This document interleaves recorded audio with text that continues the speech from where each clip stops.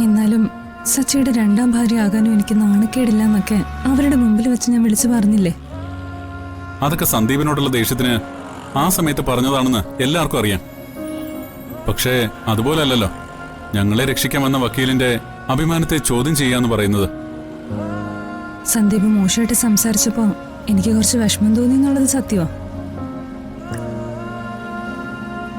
പക്ഷേ ഇപ്പോ സച്ചിയുടെ കുടുംബം മുഴുവൻ എനിക്ക് സപ്പോർട്ട് ചെയ്ത് നിൽക്കുമ്പോ ഞാൻ വേറൊരാളല്ല, ആ കുടുംബത്തിലൊരാളാണെന്നാ ഫീൽ ചെയ്യുന്നത്.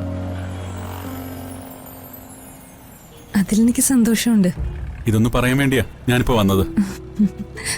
സച്ചിയുടെ അമ്മയുടെയൊക്കെ ഉള്ളില് എന്നോട് ഇത്രയും കരുതലുണ്ടല്ലോ, എനിക്കത് മതി.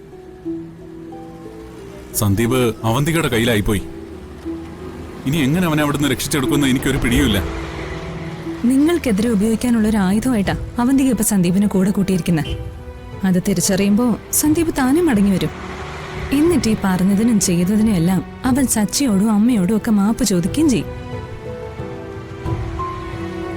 സത്യത്തില് ഇപ്പോഴെനിക്കൊരു സമാധാനമായത്.